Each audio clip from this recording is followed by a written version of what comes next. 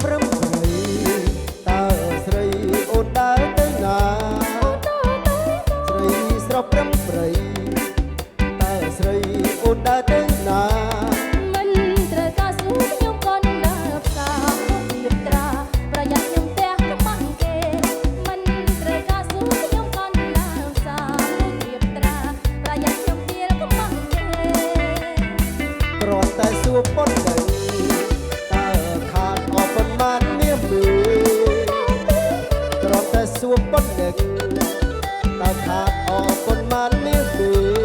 ខាតមិនខាតក៏ខ្ញុំខ្មាំងគេដែរព្រោះខ្ញុំខ្មែរកូនខ្មែរអ្នកមានពូជ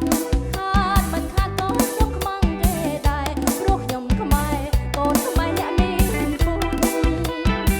ជាតិជាស្រីស្រុកស្រែគ្មានស្រីណានឹងល្អដូចជាតិជាស្រីស្រុកស្រែគ្មានស្រីណានឹងល្អដូចធំមិនធំអស្រីតូចមិនតូចអ្នកប្រហូតនៅមុខក្រងដល់ណាធំមិនធំអស្រីតូចមិនតូចអ្នកប្រហូតនៅមុខក្រងដល់ណា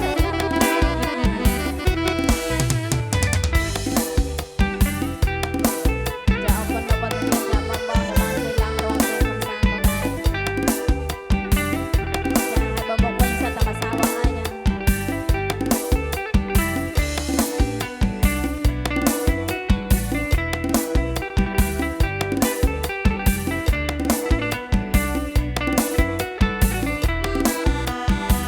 ស្រីស្រស់ព្រឹកព្រៃតើស្រីអូនដើរទៅណាស្រីស្រស់ព្រឹកព្រៃតើស្រី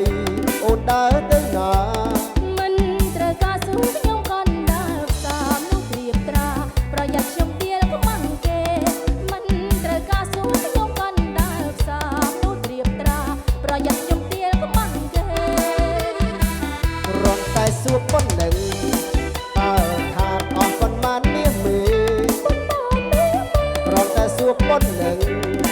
តើខាតអស់ប៉ុន្មាននាមមេខាតមិនខាតក៏ខ្ញុំខ្មាំងគេដែរព្រោះខ្ញុំខ្មែរកូនខ្មែរអ្នកមានពូជខាតមិនខាតក៏ខ្ញុំខ្មាំងគេដែរព្រោះខ្ញុំខ្មែរកូនខ្មែរអ្នកមានពូជជាតិជាស្រីស្រុកស្រែគ្មានស្រីណានឹងល្អដូចជាតិជាស្រីស្រុកស្រែគ្មានស្រីណានឹងល្អដូចធំមិនធំណស្រីតូចមិនតូចអ្នកប្រហូតនៅមុខក្រះដល់ណាធំមិនធំណស្រីតូចមិនតូចអ្នកប្រហូតនៅមុខក្រះដល់ណា